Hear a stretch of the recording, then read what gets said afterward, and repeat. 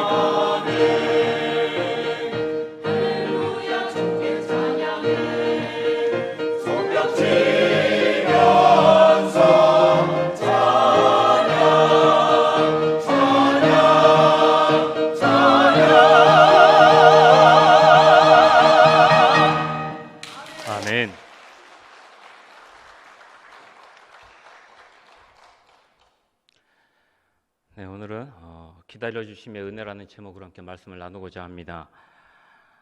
원래는 8절과 9절 말씀만 가지고 살펴보려고 했는데 어느 정도 베드로후서의 배경을 조금은 알아야 될 필요성이 있을 것 같아서 3절부터 7절까지의 말씀을 넣었습니다. 그래서 그 말은 곧 8절과 9절을 중심으로 말씀을 살펴보겠다는 의미겠지요. 8절과 9절 말씀을 보면은 많이들 알고 계시는 말씀입니다. 이 말씀에 대한 이해를 돕기 위해서 기독교 작가인 필립 얀시라는 이름을 가진 사람이 지은 놀라운 하나님의 은혜라는 책이 있는데, 그 책에 수록이 되어 있는 사랑에 애타는 아버지라는 글이 있습니다. 이 글에 대해서 먼저 말씀을 드려볼까 합니다. 한 소녀가 있었습니다. 이 소녀는 자기를 사랑하는 아버지의 가르침을 엄격하고 고지식하고 이제 좀 그런 꼰대 같은 그런 간섭으로 여겼습니다. 그래서 끝내 지루하고 촌스럽고 갑갑한 고향을 떠나게 됩니다. 이제 가출을 한 거죠.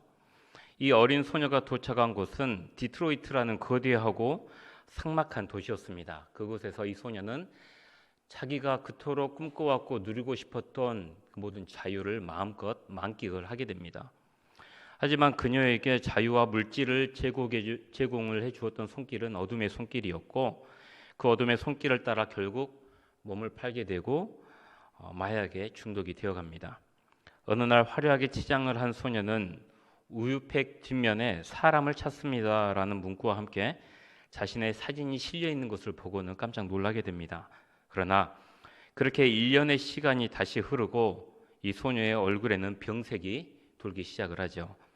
결국 병에 걸려 버려진 그 소녀는 건물 모퉁이 길가에서 신문을 덮어쓴 채 쪼그려 있다가 문득 고향에서의 행복했던 시간들을 떠올립니다. 그리고 용기를 내어서 집에 전화를 걸어봅니다. 하지만 아무도 전화를 받지 않습니다. 혹 부모님이 이사를 가신 건 아닌가, 자기를 잊어버린 건 아닌가 불안하기만 합니다. 다시 한번 전화를 겁니다. 이번에도 전화를 받지 않습니다. 그래서 이 소녀는 세 번째 전화를 했을 때 집전화 자동 응답기에 모기만한 목소리로 이렇게 메시지를 남깁니다. 엄마, 아빠, 저예요. 집에 갈지도 모르겠어요.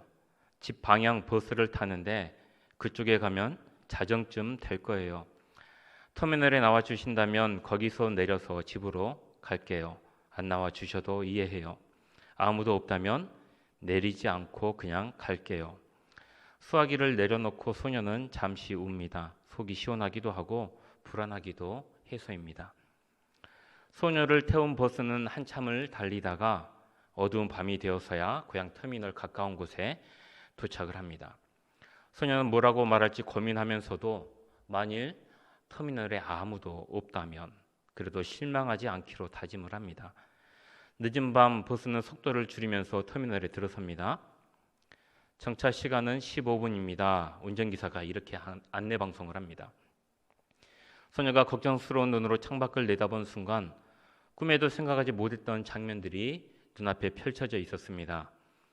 창밖 터미널 콘크리트 벽마다 환영이라고 써진 현수막으로 도배가 되어 있었던 것입니다. 그리고 터미널에 가득 서 있는 엄마, 아빠, 할아버지, 할머니, 오빠, 동생부터 시작해서 삼촌들, 사촌들, 무려 40명이나 되는 일가 친척들이 다 나와서 기다리고 있는 것을 보게 됩니다.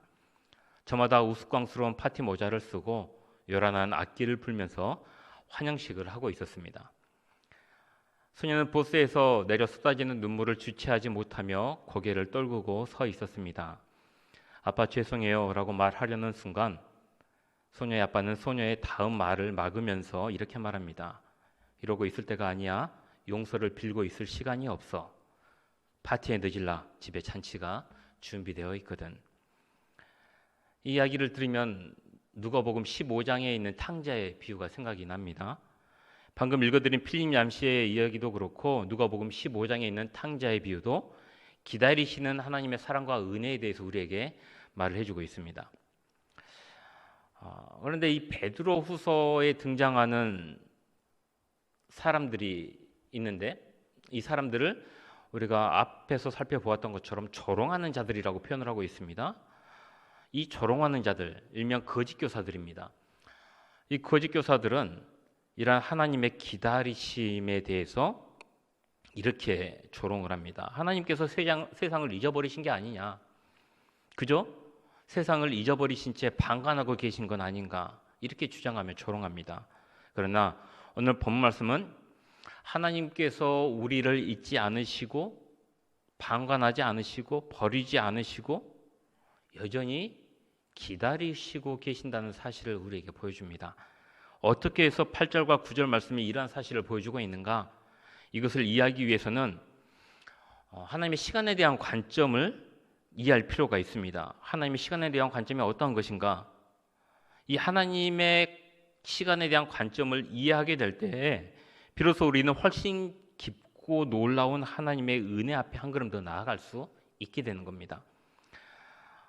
이 시간에는 이 기다림 속에 잔잔히 흐르는 하나님의 은혜가 어떠한 것인가에 대해서 함께 말씀을 나누고자 합니다.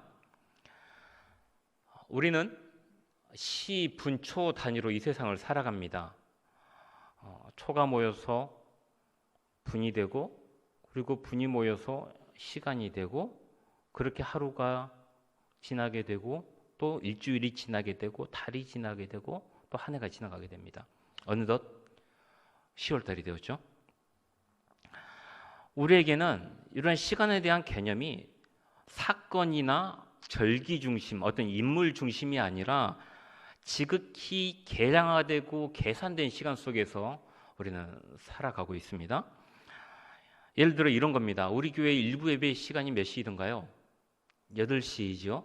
2부 예배 시간은요? 9시 30분입니다. 3부 예배 시간은요? 11시 30분입니다. 우리는 이렇게 시간을 이야기합니다. 예배 시간을요. 우리 교회 1부 예배 시간은 아까 말씀드린 것처럼 8시인데 이렇게 이야기하죠. 우리 교회 일부 예배 시간은 아침 식사를 하고 배 꺼질 때쯤 드립니다 라고 이야기하지는 않습니다. 시간에 대한 개념이 다른 겁니다.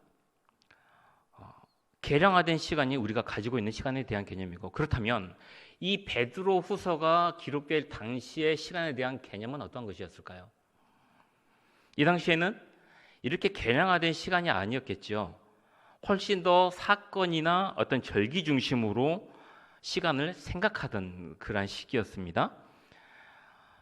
때문에 8절 말씀을 이해하기 위해서는 시간에 대한 개념을 우리가 지금 사용하고 있는 시간에 대한 개념으로 이해를 해서는 안 되겠습니다. 베드로후서의 저자가 먼저 8절에서 사랑하는 자들아 라고 부르죠. 8절 말씀을 보면은 사랑하는 자들아 주께는 하루가 천년 같고 천년이 하루 같다는 이 한 가지를 잊지 말라라고 말씀합니다. 사랑하는 자들아라는 이 호칭은 그저 단순한 호칭이 아니라 앞에 나오는 조롱하는 자들, 거짓 교사들과 확연하게 대조시키려는 의도를 가지고 부르는 호칭입니다. 거짓 교사들은 4절과 5절에서 말씀을 하고 있는 것처럼 하나님의 창조의 언약을 부인하는 자들이었습니다.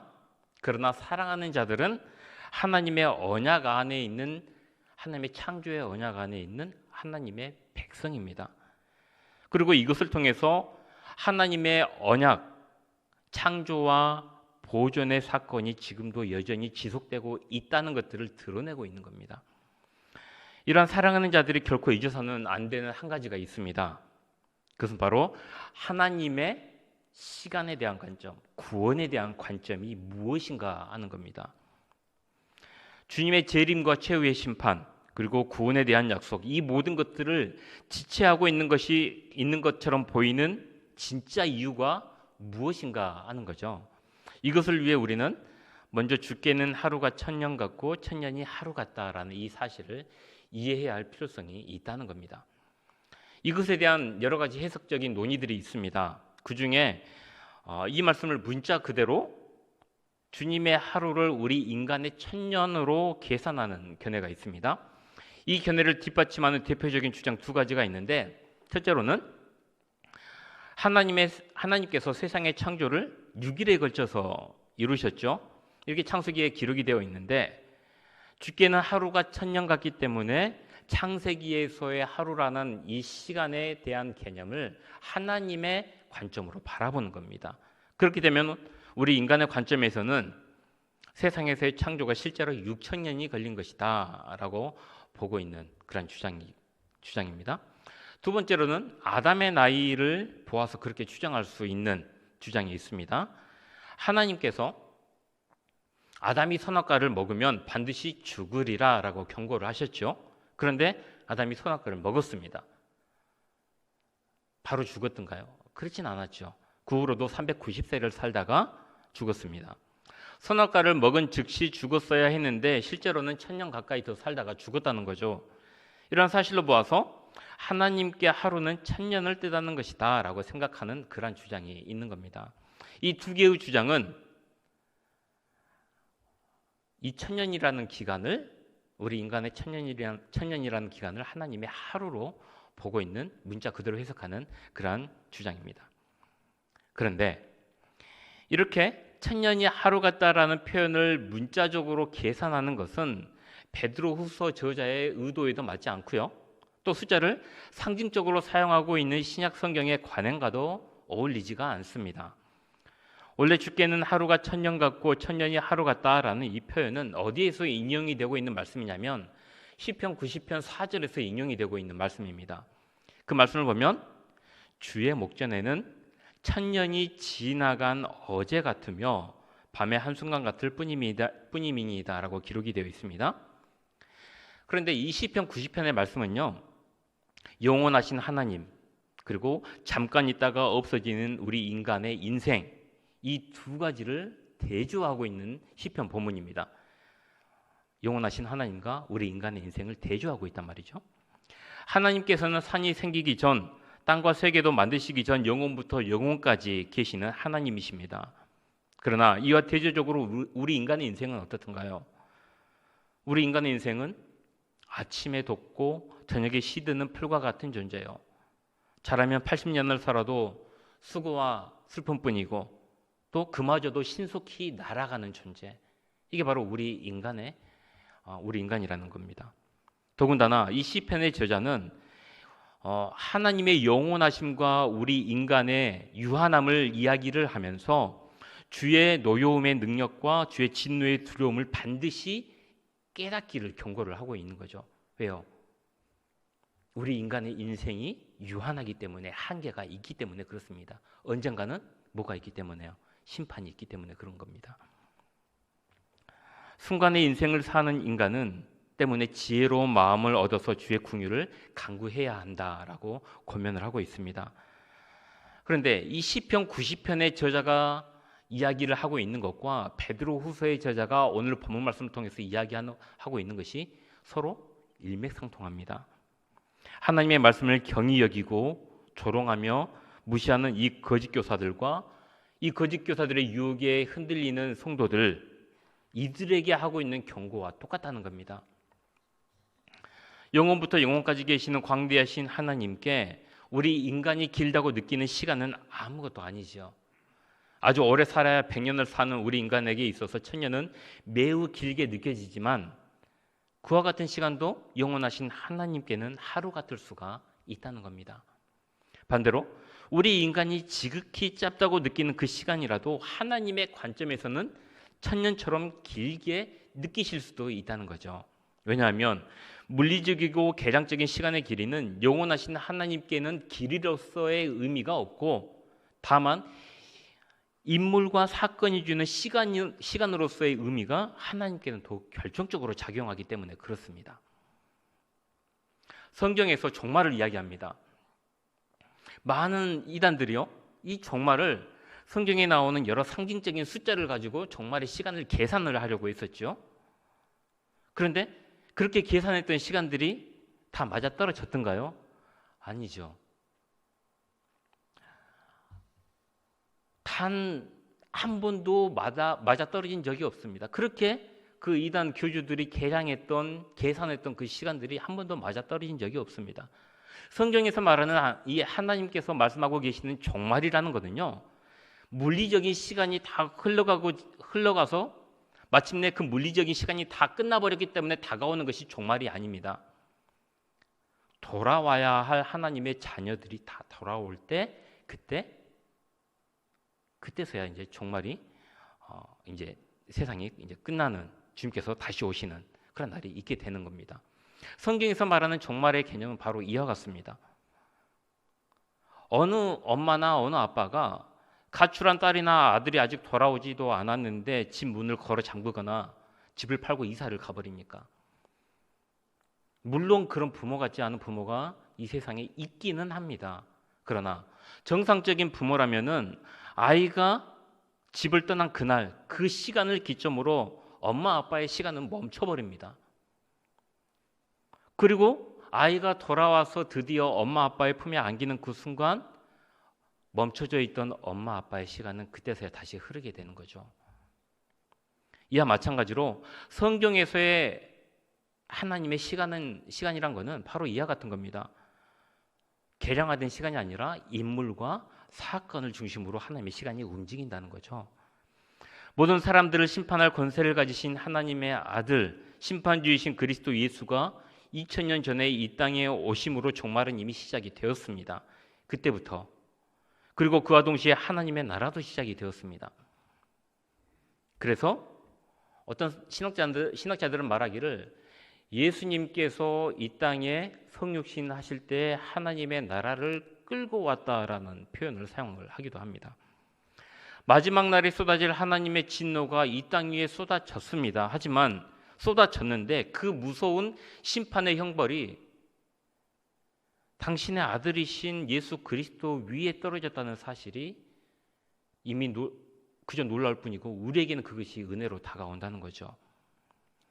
이렇게 구원과 심판의 역사, 하나님께서 구원하시고 섭리하시는 종말의 시간이라는 것은 우리 인간이 생각하는 계량화된 시간 속에서 이루어지는 것이 아니라 사건과 인물을 중심으로 이해된다는 겁니다. 이것이 바로 베드로후서 3장 8절이 전달하고자 하는 하나님의 시간에 대한 의미입니다. 주께는 하루가 천년 같고 천년이 하루 같다. 집을 떠나 행방을 알 수 없는 자식을 기다리는 부모에게 있어서 하루는 천년 같겠죠. 그 부모는 천년이라도 하루같이 기다리고 또 기다릴 겁니다. 가장 중요한 것은 돌아와야 할 그 자녀가 집으로 돌아오는 그 일이기 때문에 그렇습니다. 그 일이 있어야 멈추었던 시간은 비로소 다시 흘러가게 됩니다. 그 자녀가 부모에게 돌아오는 그때에는 하루를 살아도 천년을 사는 것처럼 의미가 있을 테지만은 그 자녀가 없다면 천년을 살아도 하루밖에 살지 않은 것처럼 허탈하기만 할 겁니다. 이렇게 하나님의 시간은 우리에게 있어서 인격적입니다. 그렇다면 이러한 하나님의 시간 속에서 다시 오신다는 주님의 약속은 왜 그렇게 지체되는 것처럼 보이겠습니까? 거짓 교사들은 그 원인을 어디에서 찾고 있냐면 하나님의 더디심, 하나님께서 게으르고 하나님께서 나태하시기 때문에 그 약속을 잊어버리신 게 아니냐, 아니면 하나님께서는 세상과 우리 인간에게 전혀 관심이 없으신 분이 아니냐, 이렇게 조롱하며 비방을 했습니다. 그러나 베드로 후서의 저자는 9절에서 그 진짜 이유를 밝히고 있습니다. 9절 말씀을 보면 주의 약속은 어떤 이들이 더디다고 생각하는 것 같이 더딘 것이 아니라 오직 주께서는 너희를 대하여 오래 참으사 아무도 멸망하지 아니하고 다 회개하기에 이르기를 원하시느니라 라고 말씀하죠. 핵심 내용이 세 가지입니다. 세 가지 부분으로 나눌 수 있다는 말입니다. 첫 번째 부분은 어떤 이들이 더디다고 생각하는 것 같이 더딘 것이 아니라, 이 부분이 첫 번째 부분이고, 두 번째 부분은 오직 주께서는 너희를 대하여 오래 참으사, 이 부분이 두 번째 부분이고, 마지막 세 번째 부분은 아무도 멸망하지 아니하고 다 회개하기에 이르기를 원하시느니라, 여기가 세 번째입니다. 그런데 이 세 부분이요, 각각 바라보는 관점이 다릅니다. 첫 번째는 거짓 교사들의 관점입니다. 조롱하는 자들의 관점입니다. 어떤 이들이 더디다고 생각하는 것 같이 라는 표현이 있는데, 여기서 어떤 이들은 거짓 교사들, 조롱하는 자들이죠. 그리고 그 거짓 교사들에게 넘어가가지고 미혹된 일부 성도들을 가리킵니다. 이들은 주님의 약속이 왜 지체되고 있냐라는 이렇게 의구심을 가지면서 그 이유를 스스로 말하기를 아까 말씀드린 것과 같이 하나님의 더디심이라고 표현을 합니다. 더디심이라는 헬라어 단어가 브라두테타라는 단어를 사용하고 있는데, 이 베드로 후서의 저자가 거짓 교사들의 관점을 사용해서 표현하고 있는 브라두테타라는 이 단어는 하나님이 게으르거나 하나님이 무관심하다라는 의혹이 깊게 내포되어 있는 조롱적인 단어입니다. 한마디로 하나님께서 게으르시기 때문에 더디신 거 아니냐, 인간에게 관심이 없기 때문에 더디신 거 아니냐, 이 말은 뭐예요?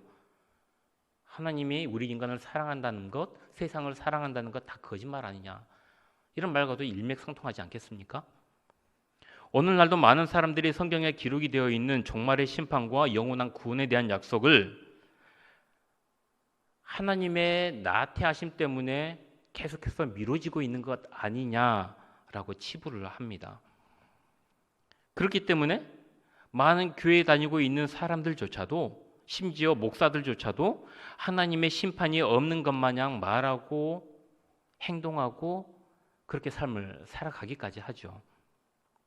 교회 안에서 이렇게 가짜 양처럼 위장을 한다거나 또 목자인 것처럼 거짓 목사가 위장한 사람들을 인문학적인 용어를 사용해서 표현을 하자면 양아치라고 합니다. 우리의 실제 삶이 종말과 심판에 대해 약속하신 하나님의 말씀과 관계없이 돌아간다면 마치 이 세상에서의 삶이 영원할 것처럼 그렇게 살아간다면요, 그것은 말로는 그리스도인이라고 고백할지는 모르겠으나 실제로는 종말과 심판을 부인하는 거짓 교사들처럼 현세적이고 세속적인 복음을 따르고 있는 겁니다. 똑같은 복음인데 그 복음을 세속적으로 해석을 하고 있는 거죠. 하나님의 말씀에 근거하지 않은 이런 생각과 태도에 대해서 베드로후서의 저자는 주께서 더디신 것이 절대 아니라고 말합니다. 그러면서 두 번째와 세 번째에서 반박을 하고 있는 내용이 하나님의 관점입니다. 그래, 너희 거짓 교사들의 관점은 하나님의 더디심이라고 표현을 하고 있고 그걸로 인해서 하나님이 게으르고 인간을 사랑하지 않다고 이야기를 하고 있는데, 그러나 하나님의 관점은 그게 아니다. 하나님의 관점은 오직 주께서는 너희를 대하여 오래 참고 계시는 것뿐이다 라고 이야기를 합니다. 하나님의 말씀을 떠나 있는 자들에게는 하나님이 무관심하게 보일지 모릅니다. 그러나 성경은 심판에 대한 주님의 약속이 늦어지는 이유가 하나님께서 우리에 대하여 오래 참고 계시기 때문이라고 말씀을 합니다. 하나님께서 오래 참고 계시지 않았다면 이 중에서 하나님의 심판을 피할 수 있는 사람이 과연 얼마나 되겠습니까? 우리는 사람도 하나님도 오해할 때가 참 많습니다. 어머님이 짜장면이 싫다고 하셨다고 해서 어머님이 정말 짜장면이 싫어서 그렇게 말씀을 하셨을까요? 그러한 오해처럼 우리는 사소한 것 하나까지도 오해하는 삶을 살아갑니다. 베드로후서의 저자는 하나님께서 종말의 심판을 늦추시는 이유가 순전히 우리 인간을 위해서 오래 참으시기 때문이라고 말씀을 하고 있는 겁니다. 바로 우리 때문이라는 거죠. 세 번째 관점은 이러한 하나님의 관점과 오래 참으시는 하나님의 관점과 우리 인간의 관점을 합한 겁니다. 아무도 멸망하지 않고 다 회개하기에 이르기를 원하시기 때문이라는 겁니다. 하나님께서 종말의 마지막 심판에 대한 약속을 지체하시는 것은 우리 인간이 마음대로 살아도 좋다는 이야기가 절대 아닙니다. 실상은 불의와 죄에 대한 하나님의 거룩하신 진노가 우리에게 임박해 있죠. 그리고 그와 동시에 하나님을 신뢰하고 하나님의 뜻을 쫓아 의를 구하며 생명과 경건에 속한 성도들에게는 예비된 영원한 구원이 또한 임박해 있습니다. 하나님의 거룩하신 진노, 그리고 성도들에게 예비되어 있는 영원한 구원, 이 두 가지가 같이 임박해 있다는 겁니다. 하나님의 심판과 성도의 영원한 구원은 서로 동전의 양면처럼, 동전의 양면과 같은 겁니다. 떼려야 뗄 수 없는 관계라는 거죠. 하지만 이 모든 것들을 늦추시는 이유는 하나님의 원하심이 있기 때문이고, 그 원하심은 우리의 멸망이 아니라 바로 우리의 구원이기 때문에 그렇습니다. 하나님은 어느 누구도 우리가 멸망하기를 원하지 않으십니다. 물론 여기에는 거짓 교사들도 포함이 됩니다. 하나님의 사랑의 대상에는 제한이 없기 때문에 그렇습니다. 하나님의 뜻은 긍휼이요 구원입니다. 우리는 물론이요 거짓 교사들조차 멸망에 이르지 않고 구원받기를 원하시는 것이 바로 하나님의 긍휼이고 하나님의 뜻이라는 겁니다. 우리가 죄인 되었을 때 그리스도께서 이러한 우리를 위하여 십자가에서 죽으셨을 때 우리는 이단보다 더한 죄인이었고 악인이었음을 기억해야 할 필요가 있습니다. 하나님의 원하심의 다른 하나는 회개입니다. 하나님께서는 구약시대부터 우리의 죄에 대해서 근심하시면서 그 죄에 대해 수도 없이 말씀하시고 권면하시고 경고하셨죠. 창세기 6장 5절과 창세기 15장 16절을 보면은 한 가지 표현이 등장을 합니다. 6장 5절 말씀이 이렇습니다. 여호와께서 사람의 죄악이 세상에 가득함과 그 마음으로 생각하는 모든 계획이 항상 악할 뿐임을 보시고, 이 말씀이 창세기 6장 5절입니다. 노아 시대 홍수의 원인에 대해서 말씀을 하고 있는 본문이고요. 창세기 15장 16절 본문은 이렇습니다. 네 자손은 4대 만에 이 땅으로 돌아오리니 이는 아모리 족속의 죄악이 아직 가득 차지 아니함이니라 하시더니, 여기에는 아모리 족속의 죄악에 대해서 이야기를 하고 있습니다. 창세기 6장 5절과 창세기 16장 15절에 똑같은 표현이 등장을 하고 있는데 그 똑같은 표현이 뭐냐면은 죄악이 세상에 가득하다라는 이 표현입니다. 이 표현은, 죄악이 세상에 가득하다라는 이 표현은 인간이 계속해서 그 죄를 고집하여서 더 이상 아무런 권면이나 권고를 듣지 않을 만큼 완고해진 상태. 그러니까 하나님께서 아무리 경고를 하시고 권면을 하시더라도 인간의 마음이 너무나도 완악해져서, 죄악 때문에 완악해져 가지고 더 이상 먹히지 않는 상태. 이것이 바로 죄악이 세상에 가득한 상태입니다. 그래서 그 죄의 결과가 돌이킬 수 없을 만큼 꽉꽉꽉 드럭차 있는 상태, 하나님이 심판을 할 수밖에 없는 상태를 말합니다. 심판과 멸망은 하나님이 원하시는 바가 아니지요. 그러나 돌이키지 않은 죄인이 결국 이르게 될 수밖에 없는, 피할 수 없는 길이 바로 심판입니다. 하나님께서 원하시지 않음에도 불구하고 죄인이 다다를 수밖에 없는 상태가 바로 심판이라는 겁니다. 사람은 죄 때문에 멸망하는 것이 아니라요, 죄에서 돌이키지 않기 때문에 멸망을 당하는 겁니다. 때문에 심판과 멸망은 차라리 인간의 완고한 불신앙과 죄악이 스스로 선택한 결과라고 보아야 합니다. 하나님이 의도하시지 않았지만 우리의 완고함과 우리의 불신앙 때문에 우리 스스로가 선택한 결과가 바로 심판이고 죽음이라는 거죠. 하나님께서 원하시는 바는 거짓 교사들을 포함한 모두가 돌이켜 회개하는 것입니다. 우리는 이러한 하나님의 긍휼히 여기심과 오래 참으시는 사랑을 절대 우습게 여겨서는 안 되겠습니다. 오히려 우리 역시 하나님의 마음을 닮아서 이러한 삶을 함께 살아가야 합니다. 오늘이라는 이 주어진 시간을 오늘도 기다리시며 건져내기 원하시는 이 하나님의 긍휼을 따라서 그 긍휼을 흘려보내는 우리 성도들이 되어야 한다는 겁니다.